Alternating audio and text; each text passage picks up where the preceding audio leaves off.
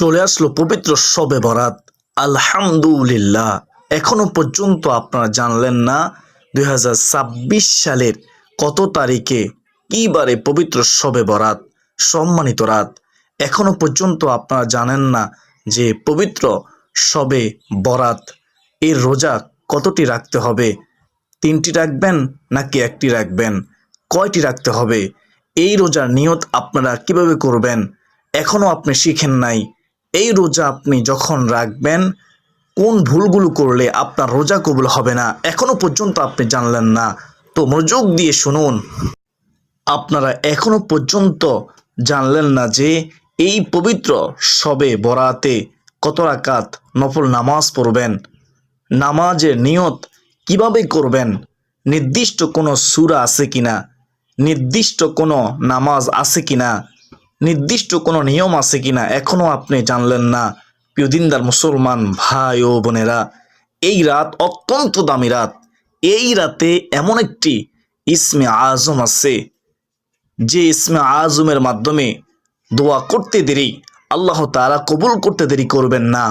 সে ইসমে আজমটিও বলে দেবে ইনশাআল্লাহ।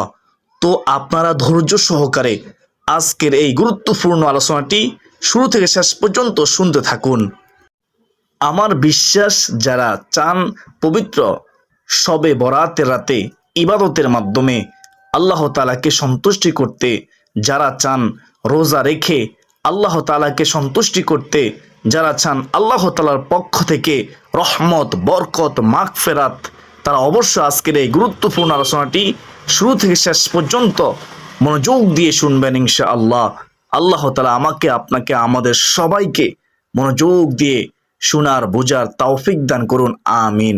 তো প্রিয় দিনদার মুসলমান ভাই ও বোনেরা, আমরা প্রথমে জেনে নেই এই 2026 সালের কত তারিখে পবিত্র শবে বরাত, সম্মানিত রাত, মুক্তির রাত। মনোযোগ দিয়ে শুনবেন। এই 2026 সালের 3 ফেব্রুয়ারি অর্থাৎ রোজ মঙ্গলবার দিবাগত রাত পবিত্র শবে বরাতের রাত, সম্মানিত রাত, সুবহানাল্লাহ, মুক্তির রাত। আবারও বলতেছি, এই 2026 সালের ফেব্রুয়ারি মাসের 3 তারিখ মঙ্গলবার দিবাগত রাত পবিত্র শবে বরাত। আপনারা রোজা কয়টি রাখবেন শুনেন। অনেকে প্রশ্ন করে থাকেন যে আমরা একটি রোজা রাখলে কি রোজা হবে না, আমরা কয়টি রোজা রাখবো, কিভাবে নিয়ত করব। তো শুনেন, আমরা পবিত্র শবে বরাতের রোজা 3টি রাখব, তাহলে আইএমএ বীজের রোজাও পালন হয়ে যাবে। আইএমএ বীজের রোজা সম্পর্কে হাদিসের মধ্যে আছে, রাসূলুল্লাহ সাল্লাল্লাহু আলাইহি ওয়াসাল্লাম নিজে সব সময় আইয়ামে বীজের রোজা রাখতেন। প্রত্যেক মাসে 13, 14, 15 তারিখে এ 3টি রোজা রাখতেন। রাখলে কি পুরস্কার? রাসূলুল্লাহ সাল্লাল্লাহু আলাইহি ওয়াসাল্লাম বলেন, যদি কেউ আল্লাহকে সন্তুষ্টি করার জন্য এ 3টি রোজা রাখে, কোরআনিক ট্রিটমেন্ট 1 ইউটিউব চ্যানেলের সুপ্রিয় দর্শক শ্রোতা, আমার নবীজি বলেন, তাহলে আল্লাহ রাব্বুল আলামিন তার আমলনামায় 1 বছর রোজা রাখার, নফল রোজা রাখার সওয়াব দান করবেন। সুবহানাল্লাহ, এটা কোনো সাধারণ কথা নয়, অনেক দামি কথা। এর চেয়ে সুসংবাদ আর কি হতে পারে, একবার ভেবে দেখুন। তো আমরা 3টি রোজা রাখার চেষ্টা করব ইনশাআল্লাহ। তাহলে আমাদের 2টি লাভ। একটি লাভ হচ্ছে, আমরা আয়ামে বীজে রোজা রাখার কারণে বিগত 1 বছর নফল রোজা রাখার সওয়াব আমাদের আমলনামায় আল্লাহ তাআলা দান করবেন। 2 নম্বর লাভ হচ্ছে, আল্লাহ তাআলা আমাদের প্রতি খুশি হয়ে আমাদের গুনাহ আল্লাহ তাআলা ক্ষমা করে দিবেন, আমরা নিষ্পাপ মাসুম হয়ে যাব। সুবহানাল্লাহ। রাসূলুল্লাহ সাল্লাল্লাহু আলাইহি ওয়াসাল্লাম আমাদেরকে শবে বরাতে রোজা রাখার জন্য হাদিসের মাধ্যমে আমাদেরকে উৎসাহিত করেছেন। তো আমরা রাখার চেষ্টা করব ইনশাআল্লাহ। তো অনেকে 3টি রোজা রাখতে পারেন না, হতাশ হবেন না। আপনার পক্ষে যদি সম্ভব না হয়, আপনি কমপক্ষে 14 শাবান দিবাগত রাতে আপনি ভোর রাতে সেহরি খেয়ে 15 শাবান শবে বরাতের দিন আপনি বুধবারে একটি রোজা রাখবেন, তাহলেও শবে বরাতে রোজা পালন হবে, রোজার সওয়াব আপনি পেয়ে যাবেন ইনশাআল্লাহ। আল্লাহ তাআলা খুশি হবে, আপনার জীবনের সমস্ত গুনাহ মাফ হবে, আল্লাহ রাসূল সাল্লাল্লাহু আলাইহি ওয়াসাল্লামের সুন্নত আদায় হবে ইনশাআল্লাহ। 3টি রোজা রাখা হচ্ছে নফল, একটি রোজা রাখা হচ্ছে সুন্নাহ। তো আশা করি সকলে বুঝতে পেরেছেন, রাখার চেষ্টা করবেন ইনশাআল্লাহ। যদি সম্ভব হয় রোজার নিয়ত কিভাবে করবেন, আমি আল্লাহ তাআলাকে সন্তুষ্টি করার জন্য আগামীকাল নফল রোজা রাখার নিয়ত করলাম, এইভাবে নিয়ত করলেই হয়ে যাবে ইনশাআল্লাহ। রোজা রেখে যে ভুলগুলো করলে আপনার রোজা কবুল হবে না, এত কষ্ট করে রোজা রাখবেন, যদি কবুল না হয় এর চেয়ে খারাপ আর কি হতে পারে। আল্লাহ তাআলা খুশি হবে না, মনে রাখবেন। আপনি ভুলগুলো করলে রোজা রেখে ভুলগুলো করবেন না। ও মহিলা মা বোনেরা, অনেকে আছেন রোজা রেখে নামাজের প্রতি যত্নশীল না, আপনাদেরকে বলতেছি, রোজা রেখে নামাজ না পড়লে, রোজা রেখে আল্লাহকে খুশি করতে পারবেন না। নামাজ আদায় করবেন, রোজা রেখে অনেকে গীবত করেন, সাবধান, গীবত করবেন না। গীবত করা কবিরা গুনাহ, আর গীবত করলে আপনার রোজা আল্লাহ তাআলা কবুল করবে না, আপনি আল্লাহ তাআলাকে সন্তুষ্টি করতে পারবেন না। এই রোজার মাধ্যমে রোজা রেখে মিথ্যা কথা বলবেন না, রোজা রেখে অপর মুসলমানকে আপনি কষ্ট দিবেন না। সাবধান, রোজা রেখে আপনি অবশ্যই অবশ্যই বেশি বেশি করে নেক আমল করবেন। রোজা রেখে আপনি অবশ্যই চেষ্টা করবেন যেন আপনার দ্বারা কোনো কবিরা গুনাহ না হয়। রোজার আদব রক্ষা করার চেষ্টা করবেন। প্রিয় দিনদার মুসলমান ভাই ও বোনেরা, রোজা রেখে অনেকে আছেন নাটক সিনেমা দেখেন, ছবি দেখেন, অনেকে আছেন ছবি দেখেন। তো আপনারাও সাবধান হয়ে যান। যদি আপনি চান আপনার রোজা কবুল হোক, আল্লাহ তাআলা আপনাকে ভালোবাসুক, মোহাব্বত করুক, তাহলে রোজার আদব রক্ষা করুন। রোজা রেখে গুনাহ থেকে বেঁচে থাকার চেষ্টা করুন।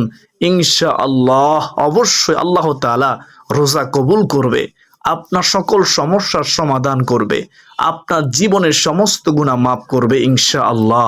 প্রিয় দিনদার মুসলমান ভাই ও বোনেরা, তো মনে রাখবেন, এই শাবান মাস চলতেছে, এই শাবান মাসে রমজানের প্রস্তুতি নিতে হবে।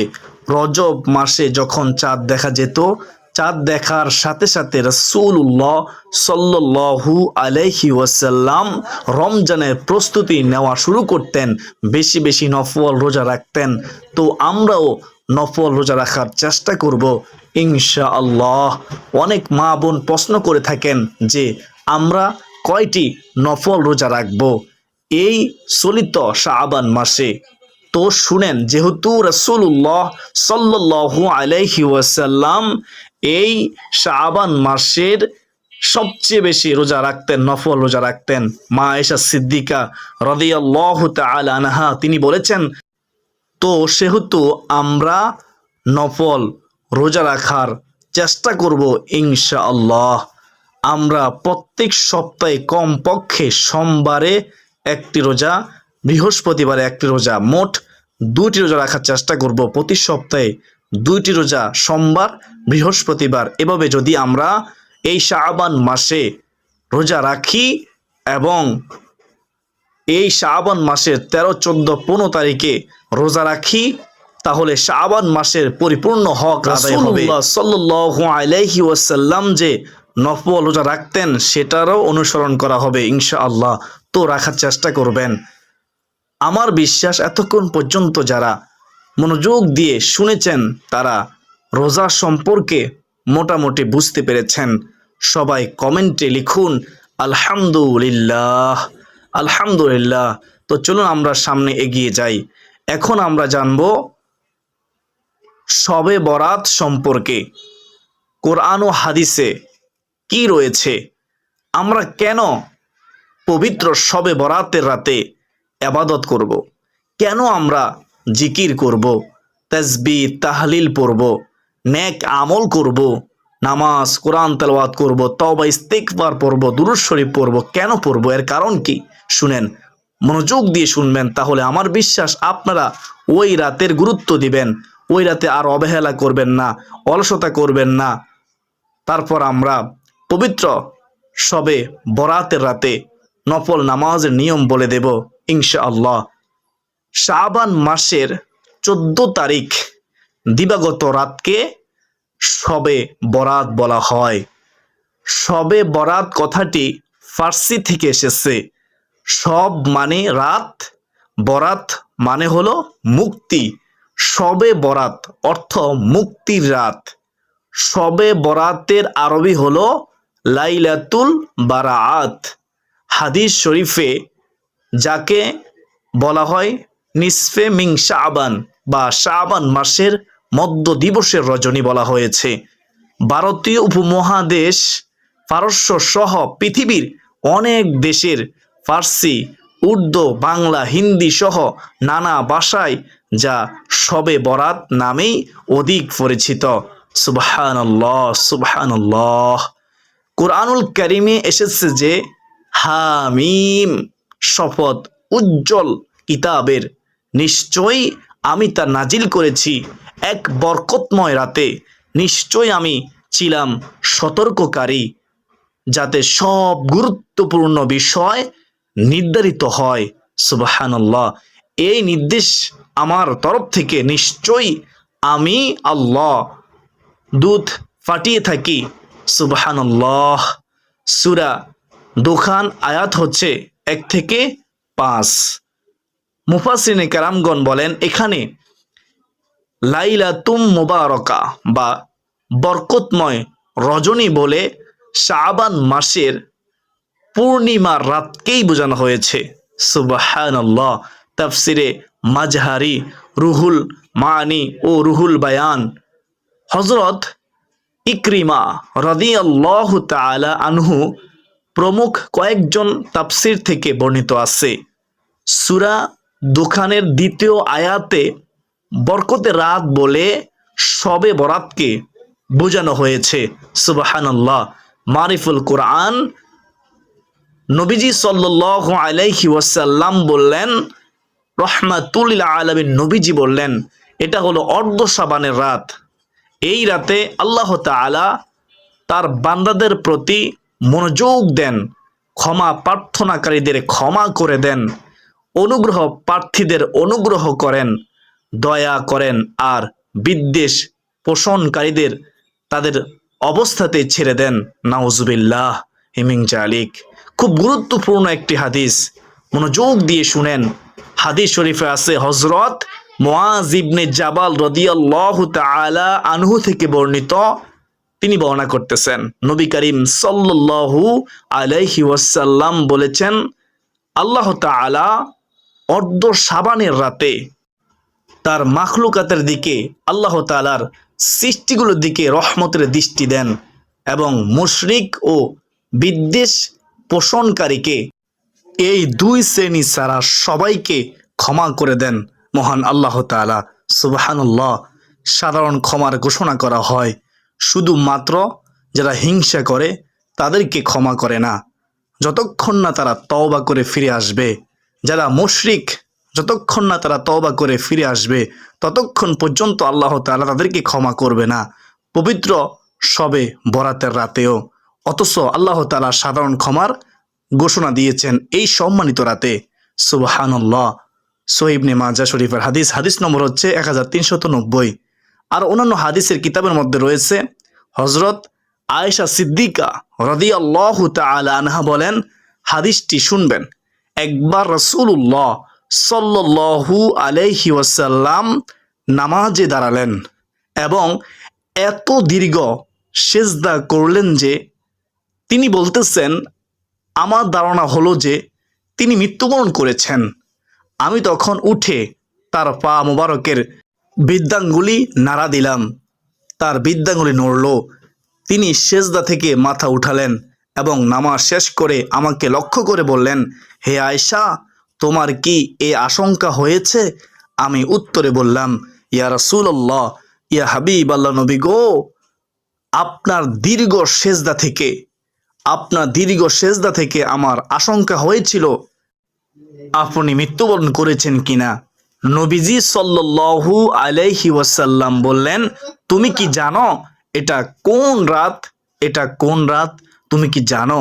হে আয়েশা, আমি বললাম, আল্লাহ ও আল্লাহ রাসূল সাল্লাল্লাহু আলাইহি ওয়াসাল্লামই ভালো জানেন। সুবহানাল্লাহ, কত সুন্দর জবাব। তখন নবীজি সাল্লাল্লাহু আলাইহি ওয়াসাল্লাম বলেন, হে আয়েশা, শুনো, এটা হলো অর্ধ শাবানের রাত। এই রাতে আল্লাহ তাআলা তার বান্দাদের প্রতি মনোযোগ দেন। সুবহানাল্লাহ। হে আয়েশা, শুনো, ক্ষমা প্রার্থনাকারীদের আল্লাহ তাআলা ক্ষমা করে দেন এই পবিত্র রাতে। অনুগ্রহ প্রার্থীদের অনুগ্রহ করেন এই সম্মানিত রাতে, শবে বরাতের রাতে। আর বিদ্বেষ পোষণকারীদের তাদের অবস্থাতে ছেড়ে দেন, তাদেরকে ক্ষমা করেন না। নাউজুবিল্লাহি মিন জালিক। শুআবুল ঈমান ৩য় খণ্ড, পৃষ্ঠা নম্বর হচ্ছে ৩৮২। তো যারা হিংসা করেন এখনো সময় আছে, তওবা করুন। যারা শিরকের গুনাহের সাথে জড়িত এখনো সময় আছে, তওবা করে ফিরে আসুন। তা না হলে আপনার মতো হতবাগা কোফাল ফোরা এই জমির উপরে আর কেউ হতে পারে না। আল্লাহ তাআলা আমাদের সবাইকে বুঝার তৌফিক দান করুন। সকলে কমেন্টে লিখি আল্লাহুম্মা আমিন। হযরত আয়েশা রাদিয়াল্লাহু তাআলা আনহা তিনি বর্ণনা করতেছেন, হাদিসটি শুনবেন, চমৎকার একটি হাদিস।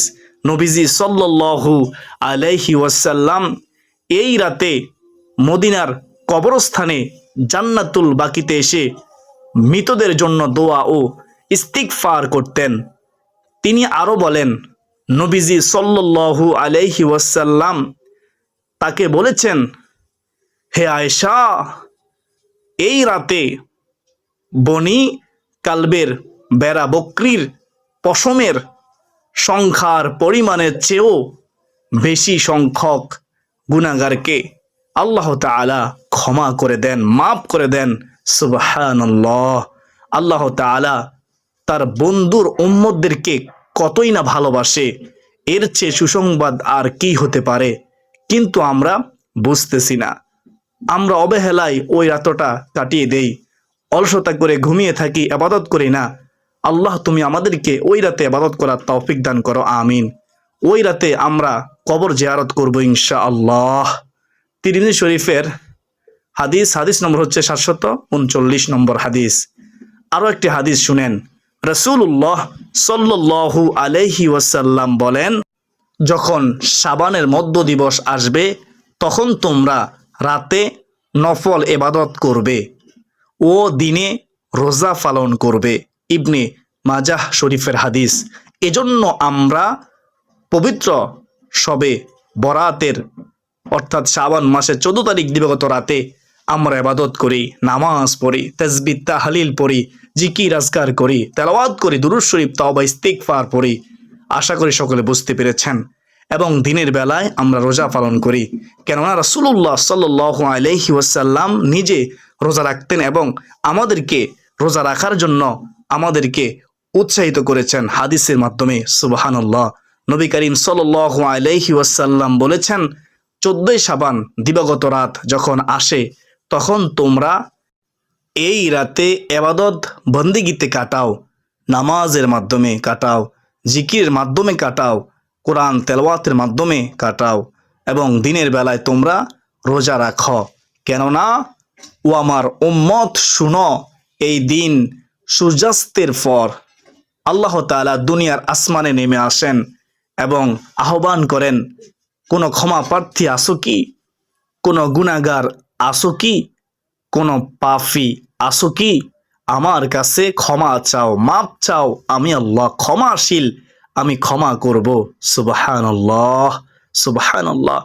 আল্লাহ তাআলা নিজে ডাকবেন ক্ষমা করার জন্য ওই রাতে, সম্মানিত রাতে, শবে বরাতের রাতে। অথচ আমরা অবহেলা করি, অলসতা করি। নবীজি বলেন, ওই রাতে আল্লাহ তাআলা ডাকেন, কোনো রিজিক প্রার্থী আসো কি? আমি রিজিক দেব, আমি রজ্জাক, রিজিক দাতা, আমার কাছে সাহায্য চাও। নবীজি বলেন, ওই রাতে আল্লাহ তাআলা ডেকে ডেকে বলেন দুনিয়াবাসীকে, আছো কি কোনো বিপদগ্রস্ত? বিপদে পড়ে আছো? আমি উদ্ধার করব, আমার কাছে সাহায্য চাও। আমার নবী, দয়ার নবী, মায়ার নবী, রহমাতুল লিল আলামিন নবীজি বলেন, এইভাবে আল্লাহ তাআলা ভোর পর্যন্ত মানুষের বিভিন্ন প্রয়োজনের কথা উল্লেখ করে করে আহ্বান করতে থাকেন। ইবনে মাজা শরীফের হাদিস 1384 নম্বর হাদিস। সুবহানাল্লাহ সুবহানাল্লাহ। আর কিভাবে বললে আপনারা বুঝবেন? তো আমরা এই রাতের গুরুত্ব দেব ইনশাআল্লাহ।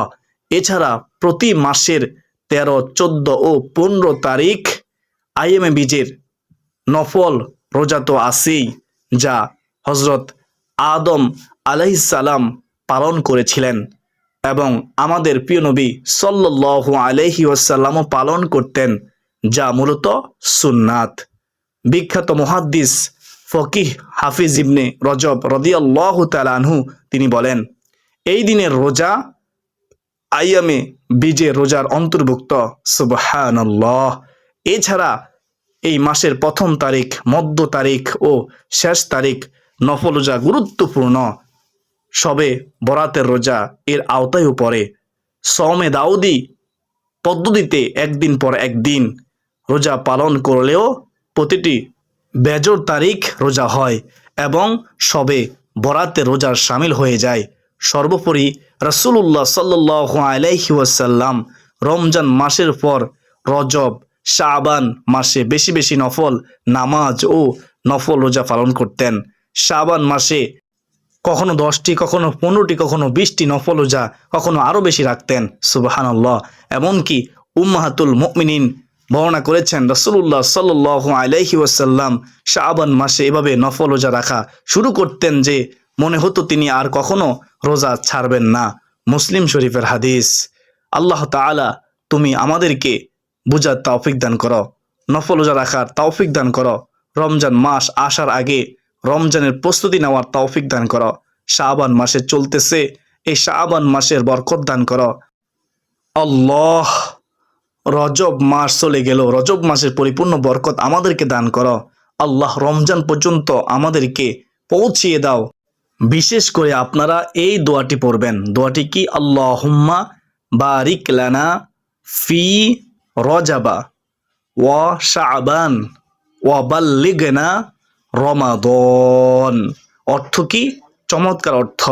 হে আল্লাহ, আমাদের জন্য এই রজব মাসকে বরকতময় করুন এবং শাবান মাসকে বরকতময় করুন এবং রমজান পর্যন্ত পৌঁছিয়ে দিন।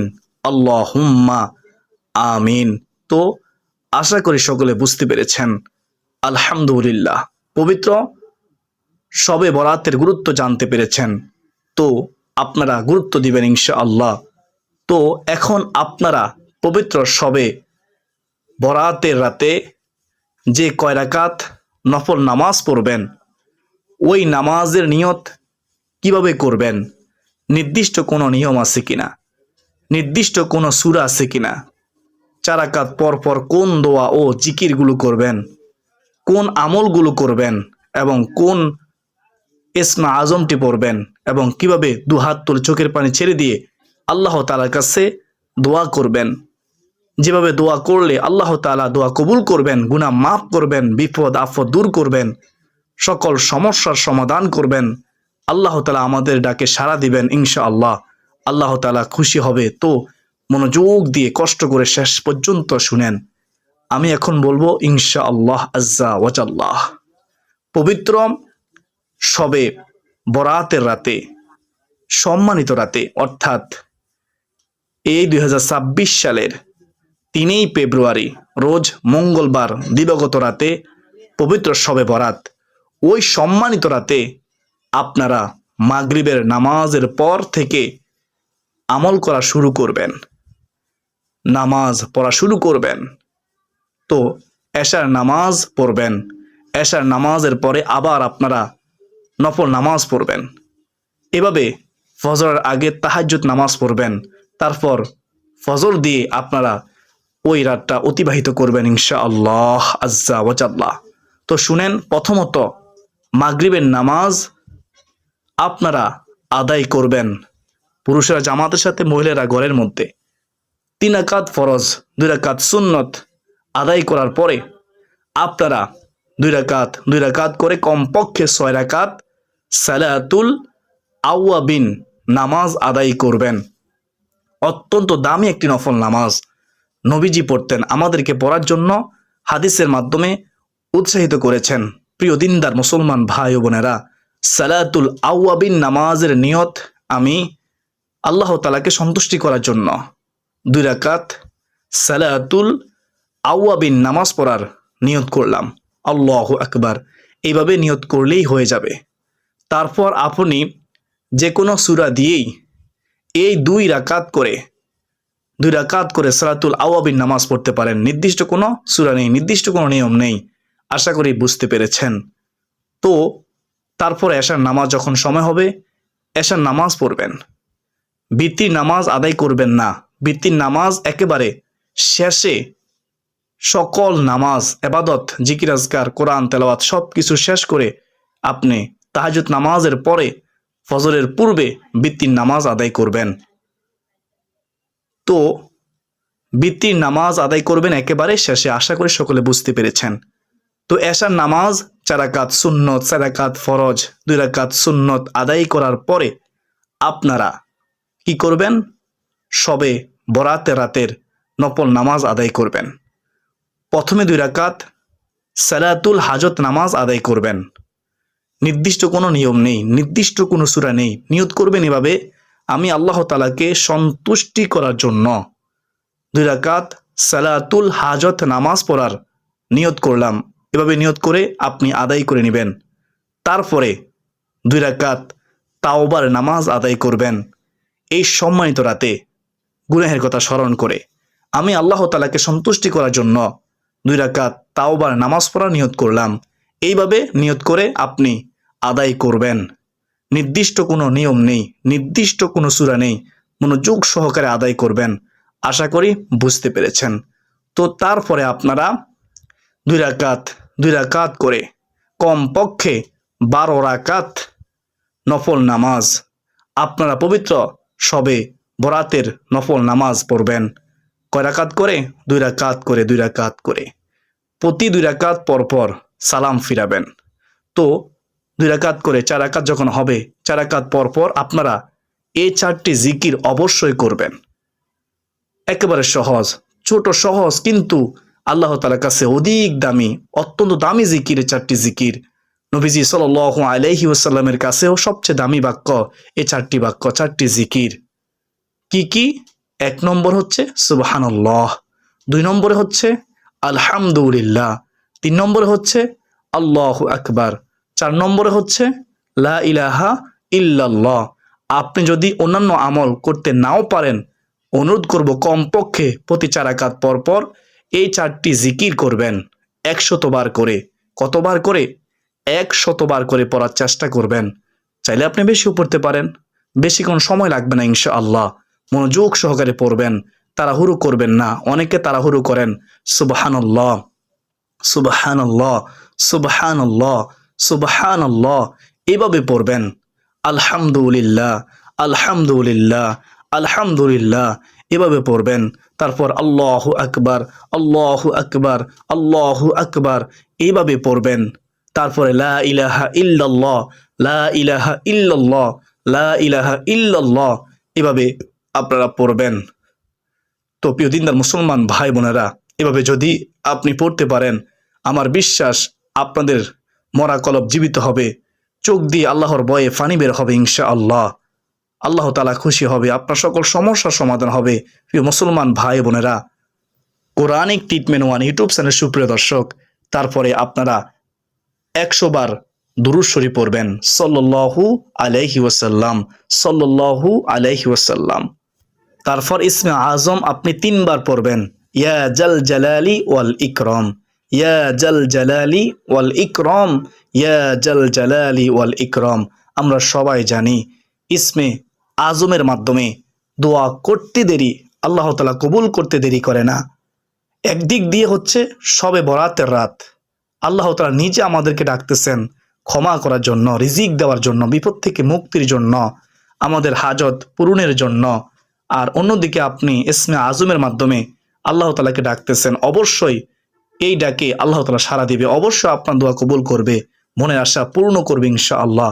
তো ইসমে আজমটি 3 বার পড়ার পরে তারপর আপনি চাইলে আপনি অন্যান্য আমলও করতে পারেন, অন্যান্য দোয়া জিকিরগুলো করতে পারেন। তো কমপক্ষে এইভাবে এই নিয়মে চার রাকাত পর পর তাসবিহ তাহলিল দুরূদ শরীফ পড়বেন ইনশাআল্লাহ, ইসমে আজম পড়বেন।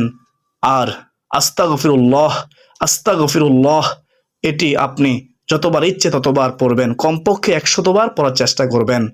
আস্তাগফিরুল্লাহ আস্তাগফিরুল্লাহ আস্তাগফিরুল্লাহ। তো এভাবে তারপরে আপনি সর্বশেষ মুনাজাহাত করবেন।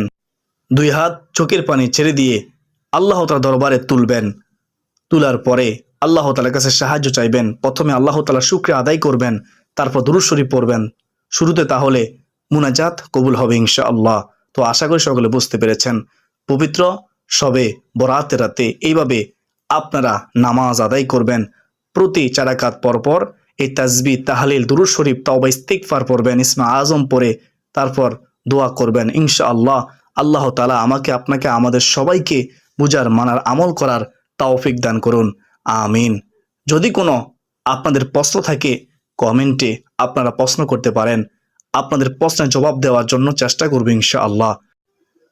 তো প্রিয় দিন না মুসলমান ভাই বোনেরা, আমার বিশ্বাস যারা আজকের এই গুরুত্বপূর্ণ ভিডিওটি শেষ পর্যন্ত দেখেছেন শুনেছেন তারা বুঝতে পেরেছেন আজকের এই ভিডিওটি কতটা গুরুত্বপূর্ণ একটি ভিডিও। তাই শেয়ার করে দিবেন ইনশাআল্লাহ। অসংখ্য মানুষ জানবে, শিখবে, বুঝবে, আমল করবে, সবে বরাতের রাতের গুরুত্ব দিবে, সবে বরাতের ফজিলত সম্পর্কে জানবে, গুরুত্ব সম্পর্কে বুঝবে, আপনিও সওয়াবের ভাগীদার হবেন ইনশাআল্লাহ। প্রিয় দিনদার মুসলমান ভাই ও বোনেরা, কোরআনিক ট্রিটমেন্ট ওয়ান ইউটিউব চ্যানেলের প্রিয় দর্শক, তো আজকের দিনের পর্যন্তই। সকলে সুস্বাস্থ্য কামনা করে বেঁধে নিচ্ছি। আবার দেখা হবে অন্য কোনো দিন অন্য কোনো গুরুত্বপূর্ণ আলোচনা নিয়ে ইনশাআল্লাহ, যদি বেঁচে থাকি। ওমা আলাইনা ইল্লাল বালাগ। আসসালামু আলাইকুম ওয়া রাহমাতুল্লাহি ওয়া বারাকাতুহু।